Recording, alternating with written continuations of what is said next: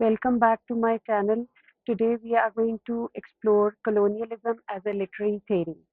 A literary theory basically examines the principles and methodologies that underlie the interpretation and analysis of literature, thus providing a framework to understand its themes, styles, and socio-political context.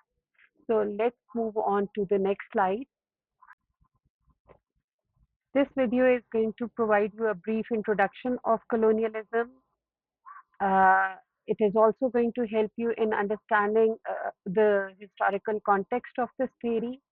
Then uh, some tenets of colonialism, technical jargon that is associated with colonialism, the prominent colonial authors and philosophers and their work, and how colonialism impacted English literature.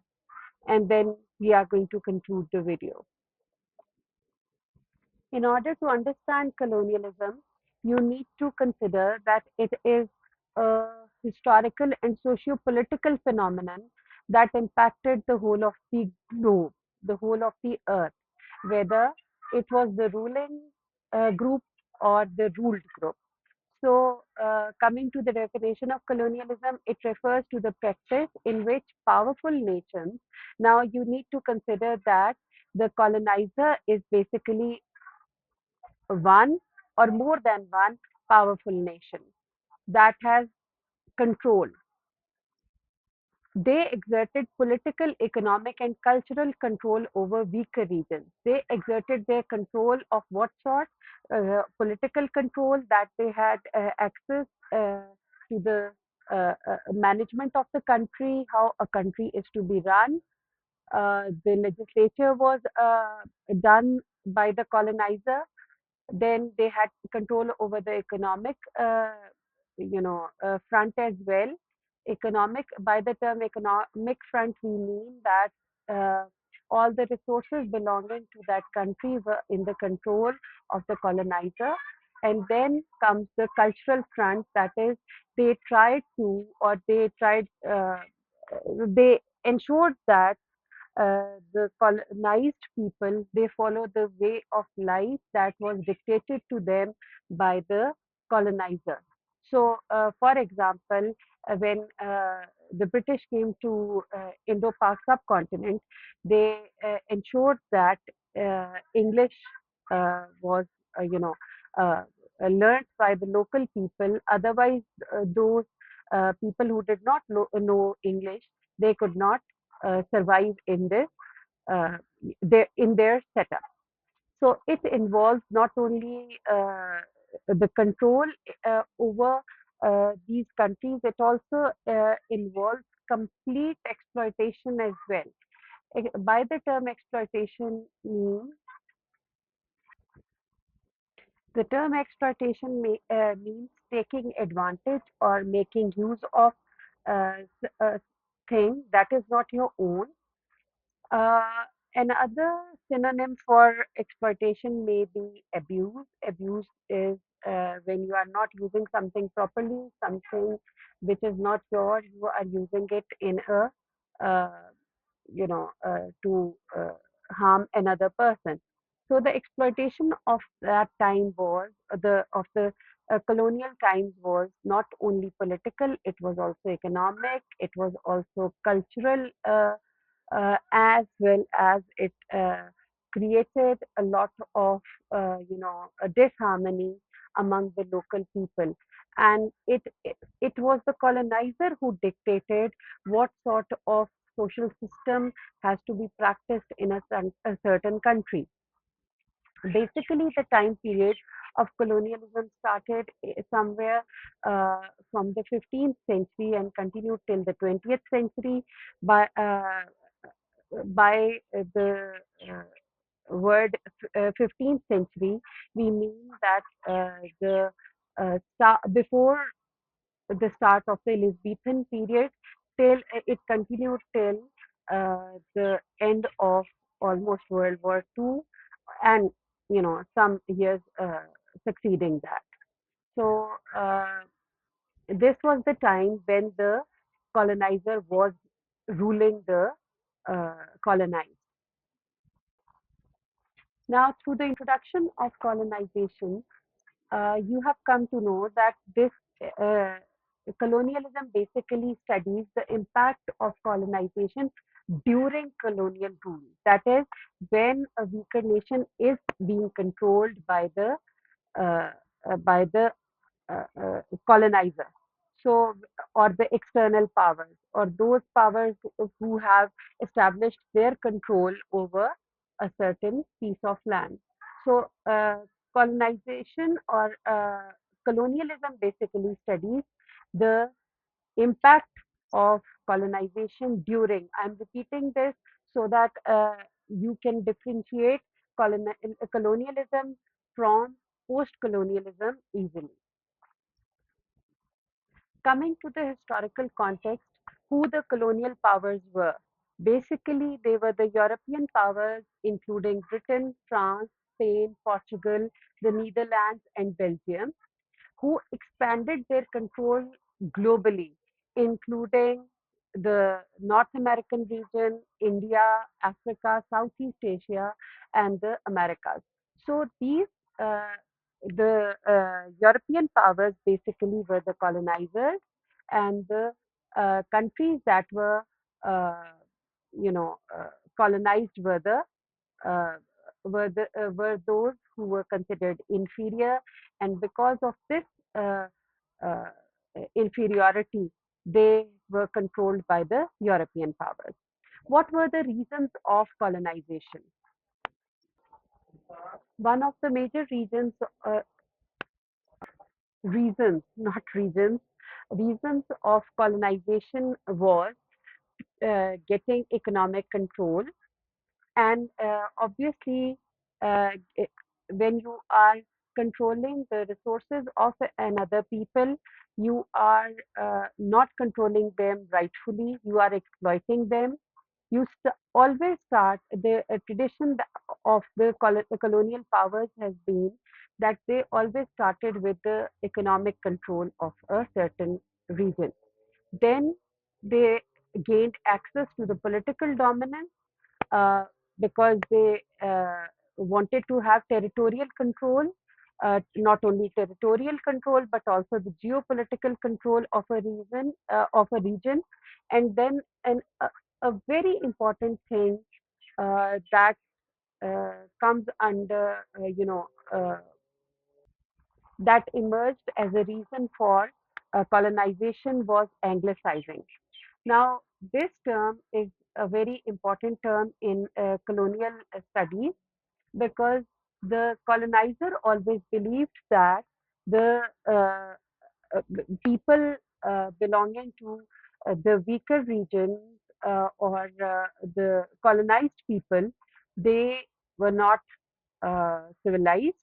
They were not, they needed to be civilized in a way that they could live a life that is according to their culture, their traditions, their values.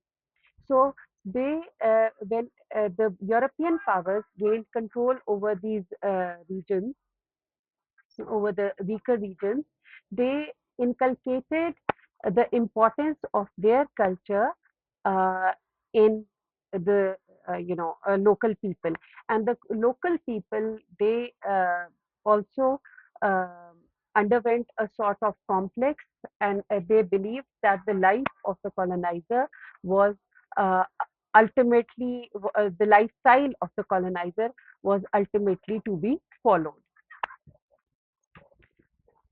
Coming to the tenets of colonialism, we come to know that the major tenets that go together, they are always discussed together, are imperialism and expansion. It means that colonialism was when European powers expanded their territories to control distant regions and resources, aiming to dominate economically. That is, they not only wanted economic control of political control of certain lands, but they also wanted aimed at gaining economic dominance as well. Understanding economic dominance is not a very easy thing because basically economic dominance meant exploitation, and that is the second tenet of colonialism. So the colonial powers, they exploited the resources and labor of the colonies to benefit their own economies, often causing the colonies to become poor and underdeveloped. Most of the laborers were brought from the colonized lands to the lands of the colonizer for, for medial jobs. So this becomes a very important tenet of colonialism. So, the economic exploitation led to unequal power dynamics in the region, and by the term unequal power dynamics, which is the next tenet of colonialism, it means that colonialism was based on unequal power, with colonizers dominating and controlling the colonized people. That is, the colonizer who was a minority, he was, they were uh, controlling or dominating the majority who were belonged to the to that region. So when this ironic situation occurred, it led to the oppression and sidelining or marginalization of indigenous or local cultures and societies. So, power dynamics were totally, or the power was totally in the control of the colonizer, who was a minority, and they were using their power, they were exercising their power over the majority, who were the local people. Now, when phenomenon, this phenomenon leads us to the next important principle tenet of colonialism, and that is cultural assimilation and erasure.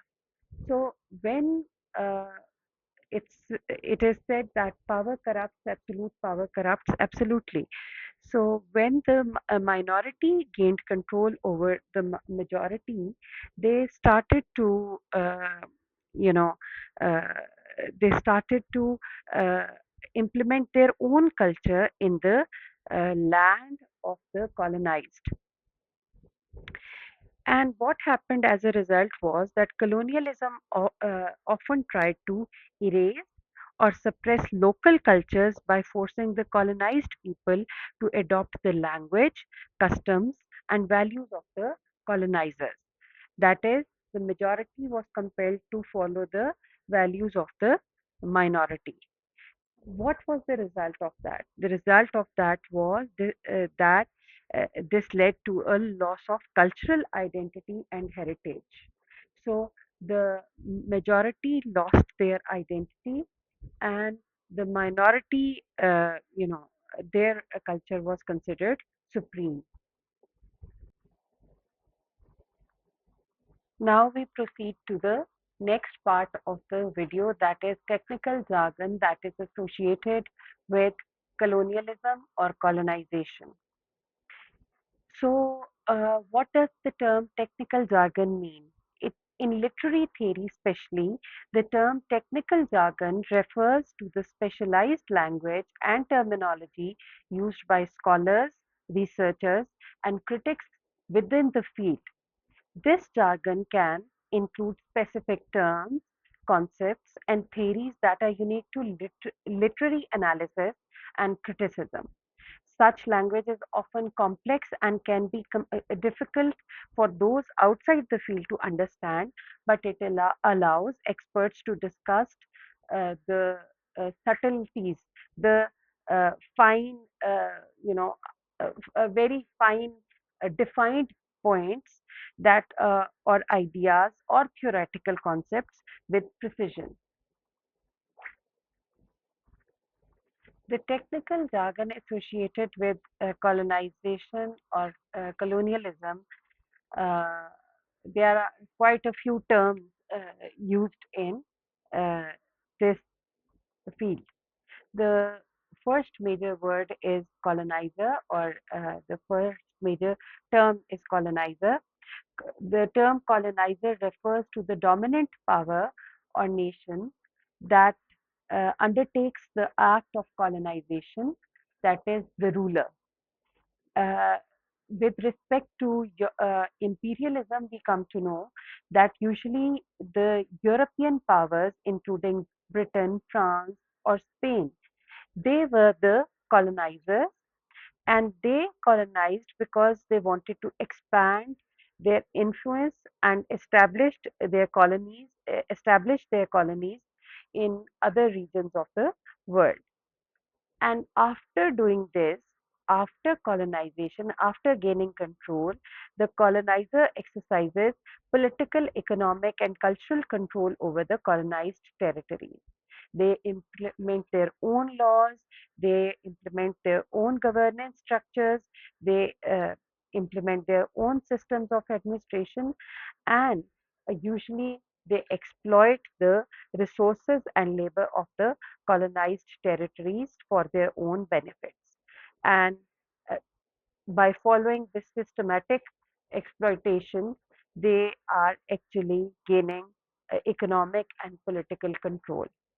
On the other hand, the term colonized, which is also uh, one of the important terms used in the analysis, the colonial or in the analysis of uh, colonialism or colonization, is colonized.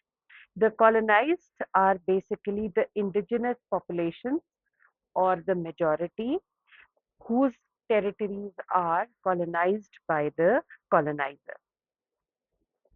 These are the people who are subjected to the rule and control of the colonizer. They are ruled and they face different sorts of exploitation, oppression, and cultural assimilation under colonial rule.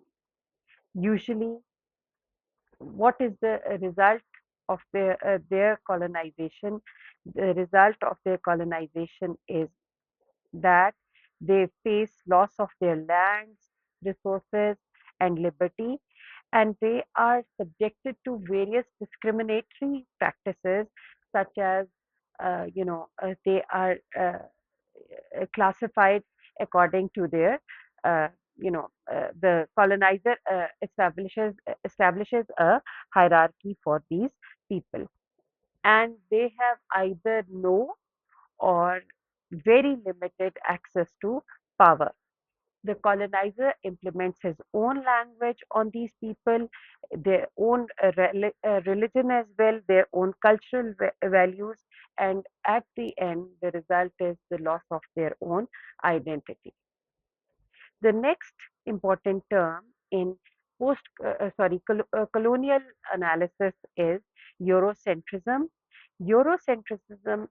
Centrism is basically, it refers to the dominance of people or the dominance of the colonizer from the European continent. And uh, as a result of their colonizing the other countries, the other regions, what happens that they gain dominance and privilege over other countries. And what sort of privileges do they get? They get, uh, cultural privileges. Their uh, values are considered dominant. Their uh, way of life is considered dominant, and as a result of that, the non-European cultures and uh, their lifestyles, their system of living, they are considered, they are devalued, they are marginalized, and as a result, they are the people who are colonized are compelled to leave their own culture to follow the European culture. The next important term that is used in colonial analysis is hegemony. Hegemony means one group or nation having control or influence over others, usually through political, economic, or cultural ways. In colonialism, it refers to the control that colonial powers had over the people they colonized. That is, the control of the colonizer over the colonized. The next important term used in colonial analysis is assimilation. Assimilation is the process where individuals or groups are expected to adopt. Now, here, expected to adopt means that the expectation is from the colonizer, the culture, values, and practices of the dominant group. That is, the colonizer expects the colonized to adopt their culture, their values, and practices. In colonial times, this often meant that indigenous people were forced to give up their own cultural identities and adopt European customs and norms. That is, if we take the example of uh, the Indian subcontinent, the local people were compelled to follow the culture of they were compelled to, you know, to stop using their own language for communication and to learn English language. Then comes the civilizing mission, which is related to anglicizing. Basically, the civilizing mission was a justification used by colonial powers to present their colonial efforts as kind and helpful, claiming they were bringing progress, civilization, and enlightenment to societies they considered backward or uncivilized. And the perfect example of this civilizing mission is portrayed uh, uh, in uh, a poem called White Man's Burden by Kipling. Another important term that is used in uh, this analysis is means of production. In the colonial perspective, means of production refer to the physical resources, tools, and technologies used for economic production, such as land, raw materials, infrastructure, and machinery. Colonizers often controlled these means of production, allowing them to extract resources and labor for their own benefit, which reinforced power imbalances and economic exploitation. The term modes of production means in uh, colonial perspective, they mean the way production is organized and the relationships involved in producing, distributing, and consuming goods and services. Under colonialism, the system was designed to benefit the colonizer by exploiting resources and labor while marginalizing and oppressing the colonized populations. We can take the example of uh, Southern America, where the enslaved African Americans or laborers, the field help, they were used to gain profit from the plantations, and the profits that emerged or that were resulted from these their labor was not given to them, to the African Americans. Rather, these profits, they flowed back to the colonizers. Okay, so then another example can be taken of the people, the African people uh, who work as laborers to mine diamonds, gold, and copper. The local labor is employed to uh, to get all the profits. They are put. Their life is threatened by the dangerous conditions of the mines, and the extracted minerals, they are exported to benefit the colonial economies. Same happens in the same happened in British India, where the agricultural profits, the profits that were gained from agricultural lands, they were used by the colonizer. This brings us to the next important heading, that is the prominent colonial authors and their work. Uh, we are going to look at the colonial authors as well as the philosophers who justified uh, colonization. And the first part of the first uh, part of this presentation is going to deal with the authors who wrote about the colonial experience, how colonization uh, impacted the local people, how works portray uh, the detrimental effects of colonization on the local people. One of the most influential works that tell us about the detriments of colonization is Heart of Darkness by Joseph Conrad. This book tells us how the European colonialism in Africa was brutal and morally corrupt, and it also exposes the darkness of the colonial project.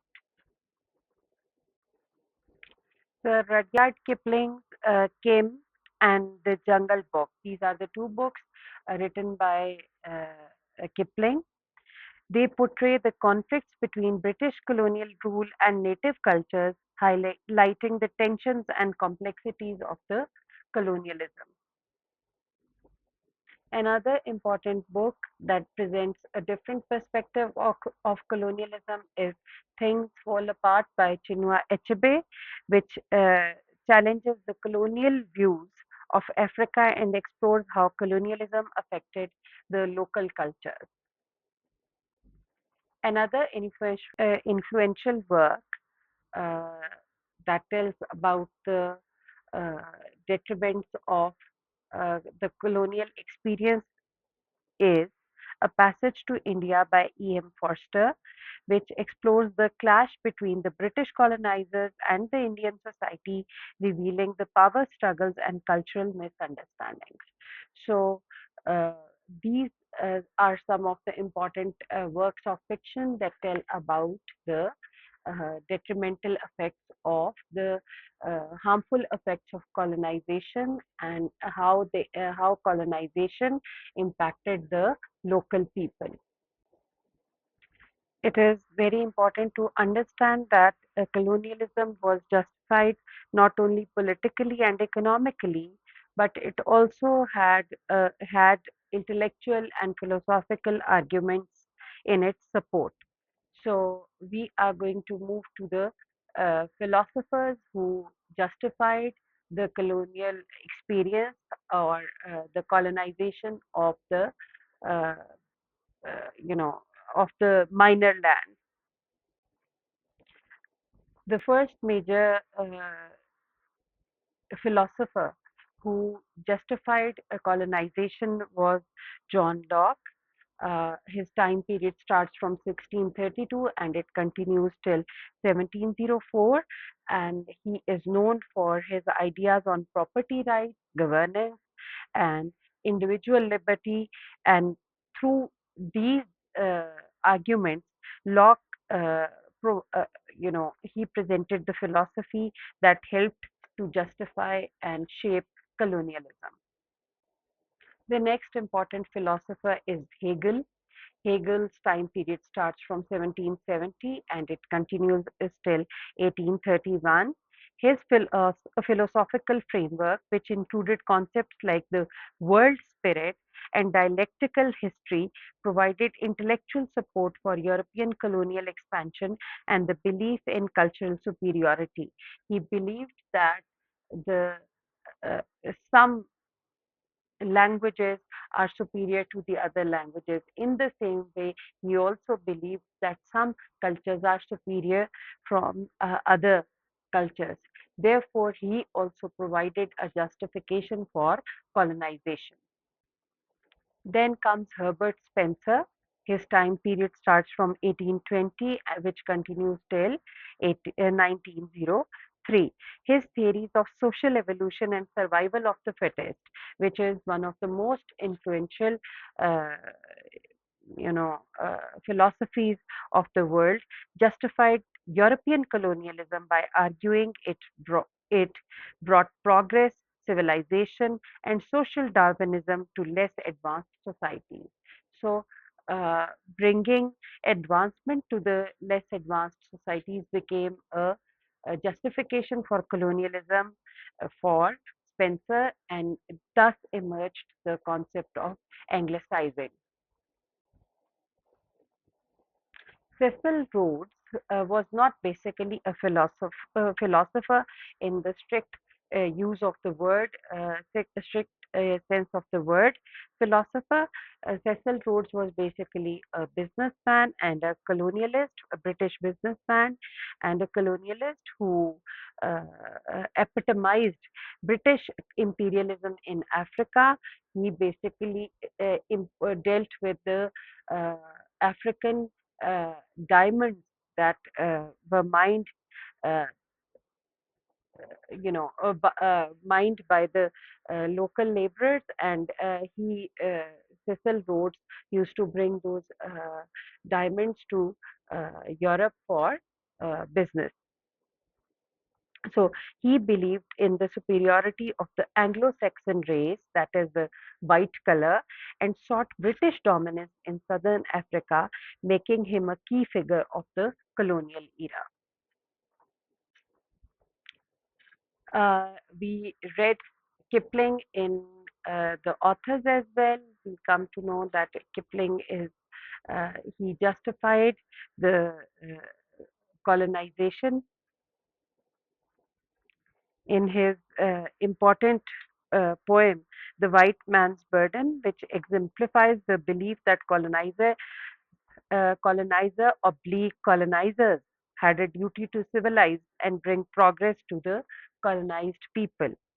So his works usually upheld the British imperialist ideologies, which can be seen in Cape, they can be seen in The White Man's Burden, and they can also be seen in the uh, uh, the Jungle Book. Colonialism had a big impact on English literature, and some of the points can be enlisted uh, as well. The first important point is that uh, colonial literature provided a platform for cultural representation. The colonized people were often showed as exotic, primitive, or savage, reinforcing stereotypes and power imbalances. These can be seen uh, in the works of Kipling. They can also be seen in the works of uh, you know of Etchebest and other colonial writers. Then it also tells us about the power dynamics. This literature explored the oppressive nature of colonial rule and the resistance it created, that is, how it was received by the colonized people. Another important aspect of the colonial or uh, the literature of colonialism is the displacement and identity. These themes can be seen in this literature, where common people are dealt with losing their cultural heritage and having the colonizers' values imposed on them, resulting in psychological, mental tensions. And another important theme that this type of literature, you know, it engendered is resistance and decolonization. Literature became a way to resist and to challenge the colonial ideologies, advocating for self-determination. So this theory has a very important impact uh, on the literary works of the people of that time.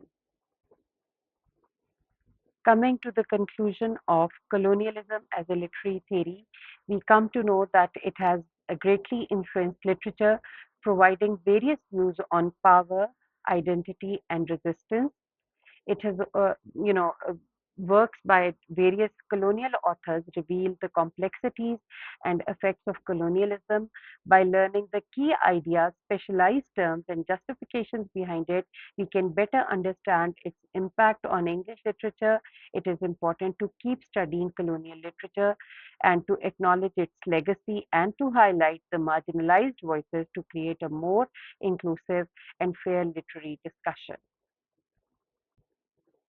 Thank you very much for your time. I hope this video has helped you in understanding uh, the basics of colonialism and how it has emerged as a literary theory and the major ideas associated with it.